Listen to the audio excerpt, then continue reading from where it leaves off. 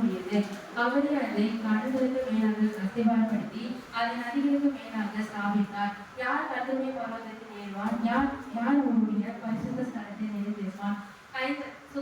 கைகளை சுத்தம் உள்ளவனும் இருதயத்தின் ஆசீர்வாதமாய் இருக்கிற தன் ஆத்மாவை மாயைக்கு ஒப்புக்கொள்ளாமலும் கபடாய் ஆணையிடாமலும் இருக்கிறவனே.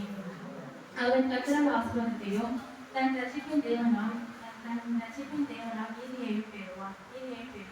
இதுவே அவரை தேடி அவருடைய சமூகத்தை நாடுகிற யாக்கோபு என்னும் சந்ததி. வாசல்களை உங்கள் தலைகளை உயர்த்துங்கள், அநாதி கதவுகளை உயருங்கள், மகிமை கர்த்தர் உட்பிரவேசிக்கிறார். யார் இந்த மகிமை கர்த்தா? அவர் வல்லவரை